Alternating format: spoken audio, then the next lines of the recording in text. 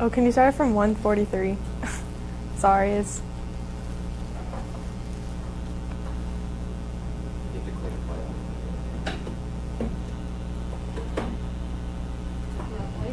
Can you do 143? Sorry.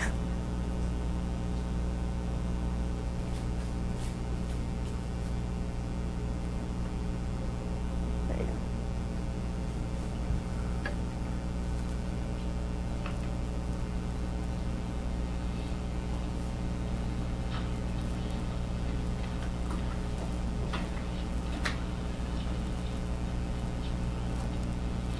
Great moments are born from great opportunity. And that's what you have here tonight, boys.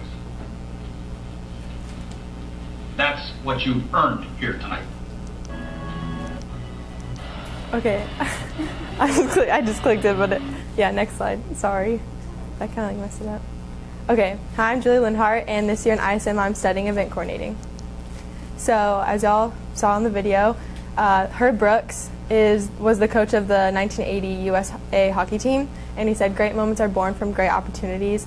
And I don't know if you've seen the movie, you probably have. It's one of my favorite movies. He was the coach of the USA hockey team, and they were in the semifinals playing the Soviets, which was the team to beat back then. And this was like his little pep talk to the team. And he said great moments are born from great opportunities. And this has like stuck with me all throughout since I've seen the movie. And because they eventually went on to win the gold medal and beat the Soviets, and so a great moment came from that great opportunity. So I kind of applied this to ISM because we were given this great opportunity to build our professional skills and research more about the future and our careers and stuff. So I think that by taking this opportunity, great moments will come of it, and it kind of keeps reminding me to take all the opportunities I have to become better and learn more about the future. So a little bit about me. I have a brother and a sister, and our family loves to ski. We go skiing every year. My mom's taking the picture, but I think that's in Breckenridge. I look forward to it every year. It's always just so fun, you know, going with your family and skiing. I have a golden retriever named Shiloh. She loves to swim. She's 5 years old. And then I'm going to play soccer at Oklahoma State next year, and that's where I plan to continue my education. So I chose to do ISM again because of all the opportunities I got to do last year. I learned to write better professionally. I learned my professional skills, public speaking, more about entrepreneurship and owning a business. So I decided to do it again. Last year, I had the mentor, Mr. Ray Thoma, who is the owner of the Float Spot. So I studied entrepreneurship, small business owner. And I chose him because he was really eager to learn more about the program and help me learn about owning a business. And he started his business from research and months of research, and he kind of created it on his own. And it's actually, I don't know if some of you might know it, but it's like a hydrotherapy massage thing. But I chose him mostly because he was local in Frisco, he knew about the city, and he was really eager to help me learn about the process of becoming a business owner. So he was really helpful. And for my final product, we actually created a website called Frisco Focus that sets up focus groups for businesses coming to Frisco. As we all know, there's so many businesses coming. There's developments, Wade Park, you know, Dallas Cowboys headquarters is coming. That's going to attract so many businesses. So businesses can actually come here to learn more about the cultures and trends of the city. So on the first page, we just have the realtors. So if you know you're coming to Frisco, you can just come here, look at the realtors. Or if you want to set up a focus group, you can come to this page, and then as a business, you just type in, you know, who are you, like where do you want to be, what type of focus group do you want. We can set up, you know, Skype, email, big focus groups, little focus groups, based on all your needs. And then if you want to be a focus group member, you can join here and voice your opinion as a Frisco resident. So I thought this was really cool because businesses might want to learn about not just the demographics and the population growth and the age and the income and stuff, but they want to actually hear from the people of the city and what they have to say about their city and its future. So again, that's the website, and I really enjoyed that. So I had the choice this year to either stay and pursue entrepreneurship and maybe hopefully actually launch that website and work with some Frisco council members to get that working, or explore something new. And I wanted to open my options and get more experience in the business field, so I chose to study event coordinating with sports teams because I've grown up around sports, and that's something I love to do.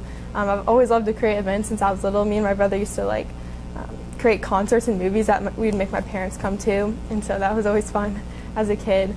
But I actually plan to major in business, so I think that this would be a good option for me in the future, and hopefully I can learn more about it. So we had to conduct interviews with professionals in our field of study, and these are my 5 interviews. My first one was with Ms. Feingold. She is the Director of Corporate Communications and Events. She works with the Dallas Mavericks, and she previously worked for Red Bull, so she had experience before the Dallas Mavericks in event coordinating. She taught me that professional writing is very important in the event coordinating field because you have to be able to write press releases, emails, and keep good connections with your coworkers and clients. That's really important because if you don't have good relationships with others, you're not going to be successful. You have to be able to communicate and collaborate with those around you. And I think this might be hard for me because I am not necessarily good at writing. I always ask Coach Goff to check over my emails and edit them, but I think this comes with time and experience, and I hope to learn more about professional writing in the future. She actually regrets not majoring in business for her field because when compared to the other competitors, their resume looks better if you're wanting to be an event coordinator, marketer when you have a business degree. So I thought that was interesting that she said that because I'm still not set on my degree, so business might be a good choice. And then she also said that thank you notes are an important part of keeping good relations with clients and coworkers. And again, Coach Goff makes us write these all the time, so I thought this is a good part of the business world because you want to keep these good relationships so you can ask for a favor in the future or just have them come to your event and stuff, so that's a good part. And then every day is different for her. She always has a new challenge. I think when I went to interview her, she had something in the morning before me, and then she was going to luncheon, and then she had something in the evening after, so it's busy, but she loves it. My second interview was with Mr. Harding. He was the stadium event coordinator at FC Dallas, so it was right down the street, and he actually started at a lower position right out of college, so he started his job really early on, and I think that's what helped him become so successful is starting right out of college, and that's kind of the trend that I've been seeing. He said you have to be able to work well with other operations within the stadium, so not just the event staff, but maybe the marketing, advertising department, so that if there's problems, with getting people in, you can work and solve the problems together. He has a team to help him to have a successful event, so again, work well with others. And then they have various events outside the stadium. So I asked him, do you only do events inside, FC Dallas Stadium? He's like, no, we do luncheons, meetings, all that stuff. So he is flexible to do all that stuff, all the things outside the stadium. I thought that was important because I don't want to be stay in one spot and focus on one, event. I want to do different things to help get the team exposure and stuff. So my third interview was with Mr. Nayfield, and he was the event manager for Dallas Cowboys. His story was interesting because he, again, applied for an internship right out of college, and internships are important. He then launched the social media site for the Tampa Bay Lightning, which is an NHL team, and I thought that was really cool because social media is such a big part of our daily lives now, and he actually launched those for them, so he was kind of an important part of that. And then he worked at the Georgia Dome in the NFL, and then he came to Dallas. So he kind of moved, relocated a bunch of times, but again, he has experience in his job. He says, he actually also owned his own event consulting business, which is cool because I studied entrepreneurship last year. And so he's like, I'm a business owner also, so it was kind of cool. We connected on that. He said events takes months and years to plan for. He said they're planning for an event 5 years out. And I was like, how do you organize that and keep that all planned? But they have a giant calendar and they work backwards. So say they have March 2020 is the day of the event, then maybe the day before they get the food, and then a week before they set up, and then 3 months before. It's weird how they set it all up. So I thought that was really an interesting concept. They have to work backwards 5 years out.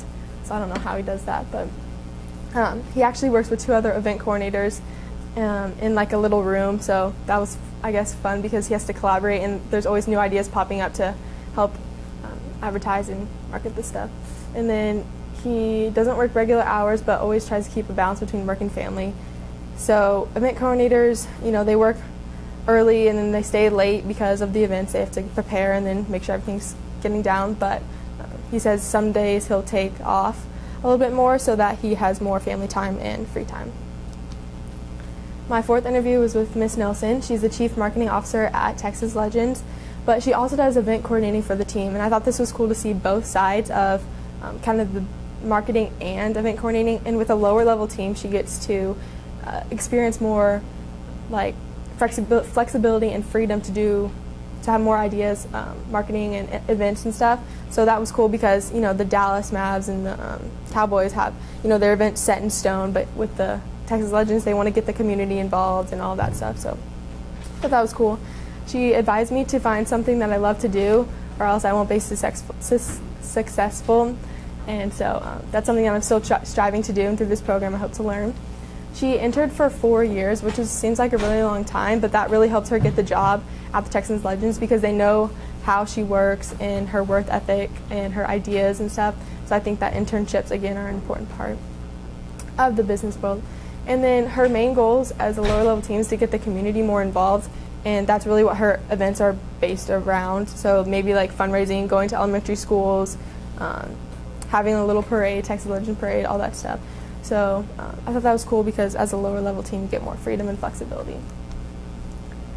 And then my fifth interview was with Mr. Pritchard. He is a senior event coordinator at the American Airlines Center, and I actually got to shadow him for a Dallas Stars game, and that was really cool because I got there early and I got to see how he set up the event and how he knew everyone, and he knew the salespeople, he knew the social media guy, he knew the event staff, the security, everyone, and he had to make sure everything is going right as planned. So he talked to a lot of people, he walked around the American Airlines Center a lot, so that was cool. He had to come early and stay late during the events to make sure everything is going smoothly. So again, long hours, but he tries to take time off. So when he doesn't have to work an event, he just relaxes and makes sure that the next day he gets the job done. He has to keep good relations, again, with the security staff and other members to solve the problems. He worked more on the actual setting up of the events. So I was looking more for the planning events and, you know, how can we get the community involved and exposure of the team, but it was really cool to see how all of this, kind of the bigger picture, and how all of it connected to create the event and make it successful. They had a specific calendar event, like a whiteboard with like 4 months worth of events, and planning in advance is the key. So every single day was filled, and it was color coded and time, and had a time and dates on each day, and so that was really cool to see how even 4 months later, they knew exactly what was happening on January 3rd. So for my original work, I decided I'm going to create an outline of a sports team event that I have created. So it's going to be like a fake event, but with help of research. So I think this would kind of be interesting because it can help me build, so I can help my mentor, hopefully in the future, do an actual event. So I'm going to research the different types of event. Maybe it's a fundraiser or a luncheon, if I want to raise money, or if I want to just get awareness of the team, if I want to have people come in, fans come in to the stadium or something. And then I have to set a budget, find the location because the location is very important of anything really in the business world, because it kind of sets the environment and how the people are, if they're having a good time, bad time, foods, and the attendance and seating. So I think this would be difficult right now for me because I have to research this all right now and see kind of how everything flows together, and the location has to be certain for maybe a fundraiser or a luncheon or something. But by creating this outline, I hope to get professional feedback from my potential mentor to plan an actual event and help her create one for the team.